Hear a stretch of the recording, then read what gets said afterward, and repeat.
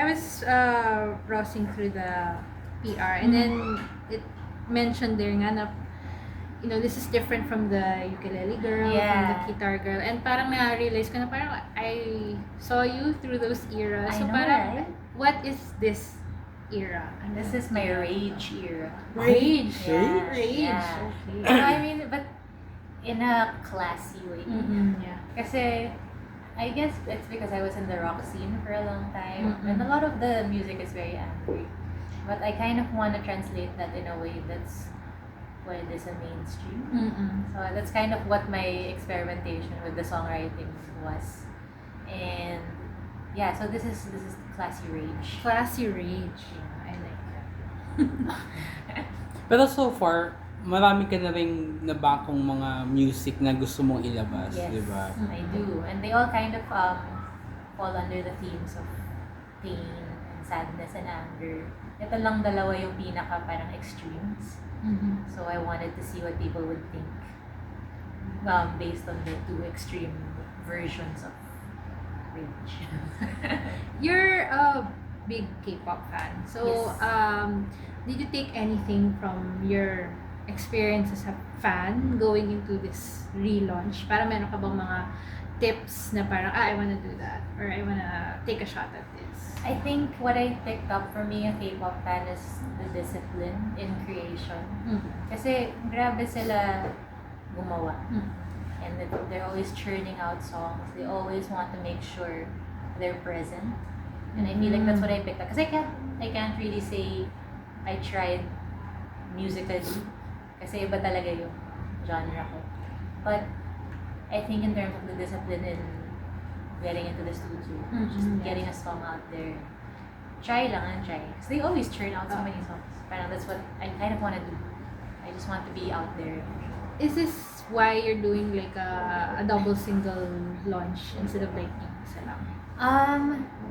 You know what? Baka nga, that's K-pop influence. You're the one because honestly, I really just want to be able to gig again. Mm-hmm. Pero iniisip ko kung maghihintay pa ako na makarecord ng buong EP. Yeah. Tagal na naman, isa na namang year. So I figured, why don't I take these two songs that I've done? And I also kind of wanted to use it as a way to figure out what people would want from me or what people would resonate with. So, di ba, sobrang iba yung dalawang kanta. So sabi ko, okay, if they like ang Nag-Iisa more, maybe I should explore more rock themes. If they like Storm Like Me more, maybe I should go into more ballads and soundtracky vibes. So that's kind of like my strategy in this, and just figuring out what people want to hear from me based on the two songs. I don't know. I don't think anyone's done that, so might as well take a risk and try it. Interesting. Para they get more, di ba? Yeah. Parang it's like isa lang, na parang nakakabitin. At least there's something. Another one. And honestly, parang sa tagal ko naghintay na mag-release ng song, na-attack talaga. So sabi ko, let me get these two out of the way. Let's go all out. Tapos, so far, natanong ko na di ba na yung music video will be soon. Yeah, Pero, we're figuring that out. Mas short-term goal yung gigging the songs out. Yung music video, I feel like we're still exploring ano yung bagay. Kasi I kind of wanna see what people do with it and then take it from there. Pero usually for music videos, malaki ba yung gusto mong maging role sa pag-produce nun, or para may tiwala ka naman for the directors na sila na bahala to conceptualize na? I've actually worked with a director. His name is Jello Lopez. He's done vlogs. He's usually my vlog editor. He's done stuff for Reese. And he's kind of my go-to in terms of video stuff. So we kind of have an idea for ang Nag-Iisa. It's just yung budget lang talaga yung kailangan namin hintayin. But yeah, our idea is very cinematic. Kung makahanap lang kami ng budget, yun lang naman yung problema.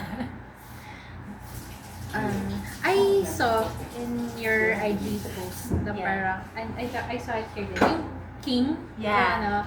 And then your caption is like, parang K is not just King. And I like that. I wanna know ano yung atake mo dun sa thought na yun. Parang what were you... Can I be completely honest? Yes! I had this card made because Gabi na naman said, oh, you have to come up with a thank you card because sabi ko, usually people will do like picture or sabi ko, I want to do something that can be displayed on the desk. My sister's a painter and she does Ate Barbie's album art. So in exchange for cooking her meals for a week, sabi ko, Ate, can you paint me? She's like, what do you want? Sabi ko, I wanna be a playing card. But don't make me the queen. Because the perception is queen is you're untouchable, ganyan. Although queens are powerful, pero parang I wanna be the king. And when I was gonna post that, sabi ko, ano kaya caption ko? Ano kaya? Kasi honestly, it was just gonna be like K stands for kind. Something corny like that, or simple, not naman corny. But sabi ko, wait lang. I said literally 5 minutes before I posted it, I was like, what if K doesn't always stand for K? And then it resonated with so many people. Ang dami nag-message na, angas nito. So parang, yeah, I really thought of that. No, it was 5 minutes before. I was like, ano yung caption ko dito? But then, I've kind of been writing something along the lines, along the themes of playing card and King of Hearts and stuff. So, it's kind of an Easter egg in a way.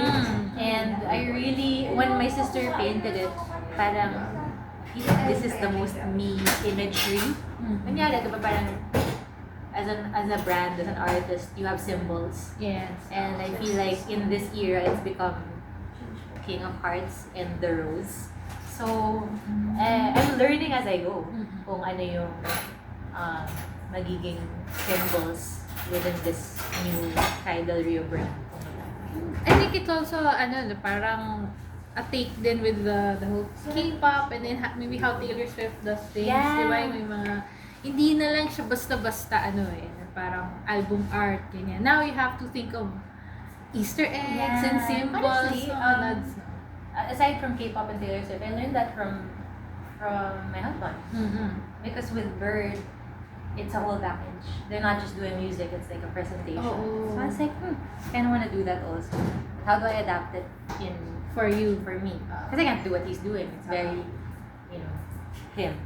Like, how do I adapt that to myself? And like, with K-pop, with Taylor Swift, with all these big pop stars, everything is well thought out.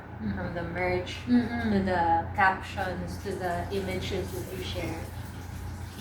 Tama ka, hindi pwede. Hindi maglabas ako ng kanta, tapos tignan na lang natin ano mangyayari. You run the risk of, magiging sayang yung effort na nilagay mo sa pag-record. It's like, why don't I just go all out with this and create that whole package? Yes. Since you mentioned your husband na rin, how different was is it na parang you're married na and your husband is also a musician, na you're making music now? May input ba siya? Or, compared before na single ka pa? No, he has no input. Wala talaga. And I think that's no, because I really love this about our marriage is that we're so different as creatives. Yeah. And we have different markets, we have different goals as artists, and I feel like me involving myself in anything he's doing is a disservice to his art, and him involving himself in mine. We ask each other's opinions, pero in terms of like the creation and he'll only hear the final product because he's my biggest critic, and I don't want anything he says, I'll probably just not finish the song na lang. So I'd rather trust my gut and then present it to him as a package. And he does the same to me. And I think it's creating that boundary na parang we can just be a fan of each other na lang, rather than parang masterminds in each other's businesses. Pero possible ba na, yun nga, kayong dalawa may collaborative work for just one song? In the future. Never say never. But for now, baka hindi because we're so focused on our own individual things. And I like seeing what he's doing with his other bands. And I am starting again, and it's completely foreign to him what I'm trying to, the kind of music I'm trying to make. So parang, I think we'll just support each other like side by side. Kasi if you know us as individuals, we can't be the type na ipapa-acoustic guitar ko sa ego sa likod ko tapos carry na. Yeah. He's just, you can't do that to him. He's too much of his own person. So Maybe in the future. Who knows? Just, could you also tell us kung ano yung mga gigs mo in the future or meron ka mga current projects na kailangan abangan din ng mga tao? Well, short term, I'm playing for Muri. Muri's launch the weekend after. Muri is from Ransom Collective. She's a violinist. We have upcoming gigs in October also. But we'll just post that. Most of the things I want to try and play with are online. Like, just getting the song out there and presenting it in different ways is something I kind of want to explore. Something I learned in K-pop also.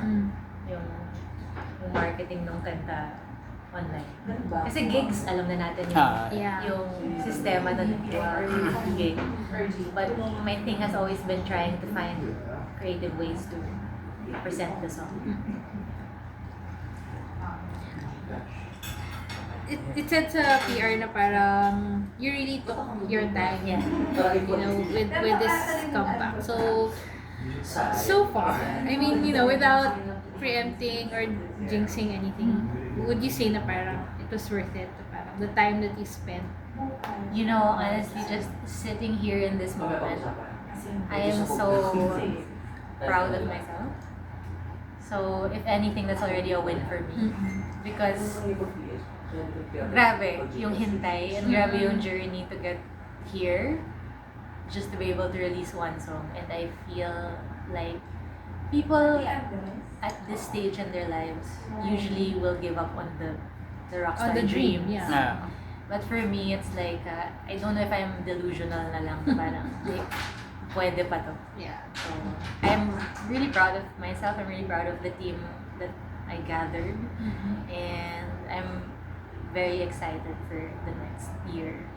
Kasi I feel like I'm surrounded by the right people finally.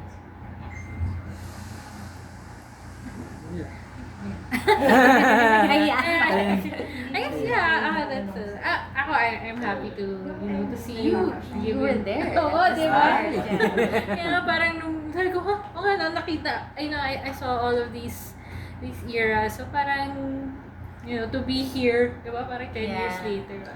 Kaya sabi ko, kailangan ko pupunta. I know, that's why when they said someone still wants to follow. Sabi ko, sino? Si Ika. Sabi ko, hintayin natin yan. Kilala niya ako. And actually, even most of the people that were here earlier were there. Tangtay era pa lang. Wala pang The Voice. They were just so parang there's a certain amount of curiosity about why I'm still pushing for this. Honestly, I don't know. But I just always have followed my gut. And my gut has never failed me. So I told everyone earlier today, I feel like this is gonna be a good thing. In whatever capacity, you know, how far these songs may reach, I feel like it's gonna be worth it. Yay! Excited! Siyempre,